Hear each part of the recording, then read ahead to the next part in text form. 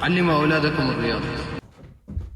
كيف الحركة هاي؟ ما تيسر من الباركور. هذه الحركة سويتها عشان أتبع نصيحة الشخص اللي الفيديو عنه اليوم، خالد فؤاد، أو المعروف بأمير المدمنين. طبعا نسبة للكومنتات ومش بالنسبة إلي. أكيد في الريلز تاعون الانستغرام في الآونة الأخيرة هذا الشخص طلع لكل واحد فينا، وبعد ما تحضر له فيديو بتفتح الكومنتات وبتتفاجأ بالأمور اللي بتكون مكتوبة، ولا حدا بيكون ماخده بشكل جدي، ويمكن هذا الاشي بيرجع لطريقته.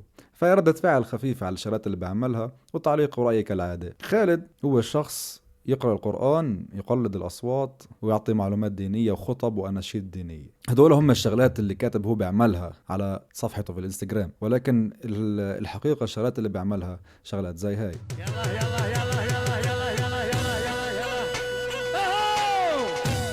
أنا لا شفت فيها لا تلاوة قرآن، ولا شفت فيها معلومة مفيدة، ولا شفت فيها تقليد أصوات، ولا شفت فيها أي إشي من الشغلات المكتوبة بالبايو. بس يمكن هذا فيديو واحد، تعال نشوف واحد تاني. وإذا كنت لا تعرف عنوان رزقك فرزقك يعرف عنوانك. تمام، هو لا حاول يخطب بس ما حدش فهم اشي. انا شخصيا ما فهمت اشي، بعرفش عنكم اذا انتم فهمتوا اشي، بس انا شخصيا ما فهمت اشي. كمان مرة نرجع نسمعه كمان مرة، بلكي المشكلة بالسمع او اشي. وإذا كنت لا تعرف عنوان رزقك فرزقك يعرف عنوانك. لا، المشكلة مش في ولا فيك عايز المشاهد، المشكلة يمكن هو تحمس شوي فطلع معه الكلام مخربط ببعضه. مش مشكلة، كان شكله هذه بمرحلة التجربة لسه، وهيك أنا فاتح قناة جديدة يعني شخصيا، وأكيد طلع معي كلام مش مفهوم أكثر من مرة. بس مثلا خلينا نشوف فيديو رابع، يعني نعطيه كمان فرص.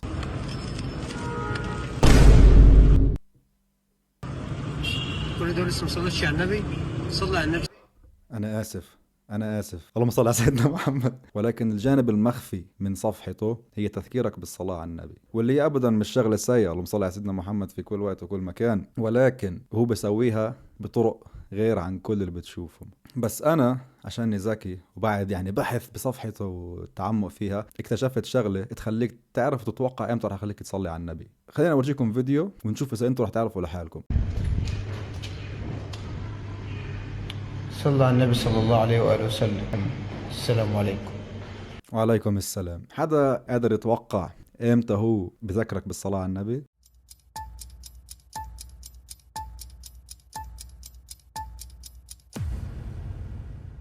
خلينا نشوف كمان فيديو، وبعديها نشوف إذا في ترند معين هو بتتبعه امتى يحكي لك صلي على النبي امتى لا. صلى على النبي. أي مرة أخونا بمرق من جنب مراي لازم يذكرنا بالصلاة على النبي عليه الصلاة والسلام. أي ليلة جعفان صليت على النبي صلى الله عليه وآله وسلم. السلام عليكم. وخالد عنده دراسة خطيرة بشاركنا إياها في أحد فيديوهاته، دراسة علمية بتبين حقيقة الشباب المسلمين في الزمن الحالي. ظنوا أن 5% من شباب المسلمين لا يعرفون اسم النبي صلى الله عليه وآله وسلم. وأنا عندي اعتراف يا شباب، أنا أتوقع أنه أنا من 5%، من 5% اللي بيعرفوش ما هو اسم النبي صلى الله عليه وسلم. وعلى حد علمي يعني هو لا من السنة ولا من الفرض انه تكون حافظ اسم النبي عليه الصلاة والسلام مطول يعني او كامل، اللي هو اسم طويل كتير. هلا بحط لكم على الشاشة هون. ما اتوقعش راح يكون في تداعيات كبيرة وخطيرة زي ما هو متوقع، بانه يعني الشباب بيعرفوش اسم النبي صلى الله عليه وسلم كامل. وبرضه على سيرة الشباب، هو شايف انه الشباب ضاعت في الزمن الحالي وبيعملوا شغلات كتير كبيرة. ضاعت الشباب، والله ضاعت الشباب. انظر الشوارع الآن، ترى شاب ما ينظر إلى الحرام، والشاب الذي يسرق، والشاب الذي يسب رجل مثل أبيه ويضربه، والشاب يسب امرأة مثل أمه ويضربها. انا مش عارف انت وين ساكن، انو المكان هذا والشارع اللي بيكون في واحد فيه بيطلع على الحرام، وواحد عماله بسرق، وواحد عماله بضرب زلمه قد ابوه وبسب عليه وواحد عماله بضرب مرأة قد امه برضه بغلط عليها وبسب عليها. في الشوارع هذا، كل هذا يحصل في الشوارع. ضاعت الشباب. اظن مصر هو، اظن معناته مزبوط الكلام اللي بحكيه، اكيد بمصر بتصير هالشغلات.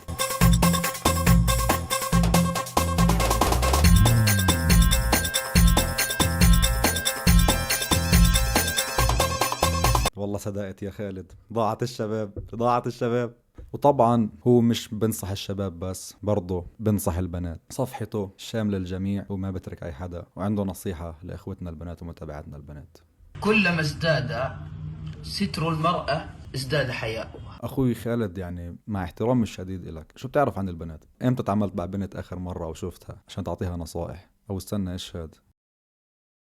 انا بسحب كلامي. بنات اسمعوا له، هو بيعرف شو عماله بيحكي. واكيد اذا انتم مرقتوا عن فيديوهاته قبل هيك شفتوا الكومنتات اللي بتكون مكتوبة على البوستات تاعونه، شغلات انه يعني كلها استهزاء، فاهمين كيف؟ وحتى هو يعني نزل فيديو ردا على هاي التعليقات، يعني بعد ما كترت وصارت على كل بوست لإله. فنشوف الفيديو اللي بتطرق فيه للتعليقات. صوت صفير البلبل هيج قلبي الثمين. يا هلا يا هلا، مرحب بالجميع. الله يحفظكم اخوان، الله يحفظكم. ضحكت عليكم، بس هلا جد الفيديو اللي بتطرق فيه للتعليقات نشوفه مع بعض. والله لو كنا نغني ونرقص ونلعب ونتهايف لكانوا دعمونا وسقفوا لنا.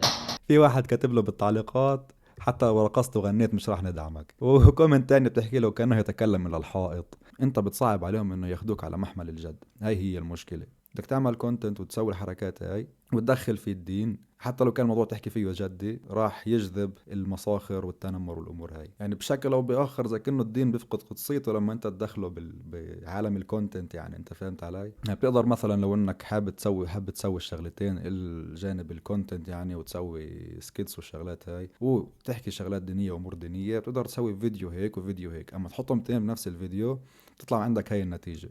لو ما ستر الله ذنوبنا وعيوبنا لكانت مثل زبد البحر. وفي واحد حتى كاتب له بهذا الفيديو نفسه اللي عماله بعيط فيه وكأنه يريد أن نتنمر عليه، يعني عشان تشوف انه انت بتخلي الموضوع سهل عليهم. وليش يعني لازم يكون في عياط يعني وصوت حزين لما بدك توصل رسالة اصلا؟ يعني هذه الشغلة برضه بالفيديوهات الدينية دايما بتلاقيها موجودة، صوت الاغنية العالي بيكون بالخلفية وصوت الشيخ الحزين اللي بيكون بعيط وبتحسر. فهي تحويشة امور بتخليك غصب عنك بدك تضحك حتى لو هو قصده خير. اتوقع انه نيته صافية ومش هدفه ابدا الاستهزاء او شيء باي بامور الدين يعني، لا سمح الله، بس هي طريقته بالتوصيل المعلومة وبفعله الامور هي اللي بتخلي الناس يشوفوا الامور اللي بيعملها شغلات سلبية، وهو الموضوع الاساسي اللي بيحكي عنه موضوع الدين، فبنربط الدين بالموضوع اللي بيعمله بشكل سخيف. صلى على النبي صلى الله عليه وسلم. السلام عليكم. في واحد كتب بالتعليقات وكأنه دكتور أسنان. الناس على فكرة بتبدع بالكومنتات لما تعطيها المجال صراحة. عليه أفضل رحمة الصلاة والسلام. هلا بصراحة بعيد عن المزح، خالد شخص أتوقع عنده علم جيد بالدين. المشكلة الوحيدة فيه هي طريقة توصيله للأمور هاي، وأتوقع هو لسه يعني مرحلة البحث عن نفسه، هو مبين عليه شاب صغير في أول عمره يعني، فلسه عماله بيشوف وبجرب. إذا يعني في احتمال يشوف هذا الفيديو أنا بحب بس أوجه له شغلة واحدة: كون على طبيعتك، ما شاء الله عندك يعني حضور وكاريزما قدام الكاميرا، بس استعملها بالشغلات الصح. وزي ما حكيت بنص الفيديو بتقدر تفرق بين الكونتنت والدين، مش ضروري يكونوا التنتين بنفس الفيديو، بل هيك انت بتخلي المزح للمزح والدين للدين بدل ما يكونوا مدموجين ببعض. وفي اشي واحد صراحة هو لما يسويه ولا حدا بالكومنتات بتنمر عليه، والكل اجمع انه بيعمله بطريقة كتير جميلة، وهي تلاوة القرآن. الذين صبروا وعلى ربهم يتوكلون. وبعد ما خلصنا الرسالة الموجهة لخالد، رسالتي لك عزيزي المتابع: اشترك بالقناة، اللايك والجرس وكل الأمور الحلوة هاي. الفيديو الرابع على القناة ما زال، القادم أحلى وأقوى وأجمل. شكرا على المتابعة ومع السلامة.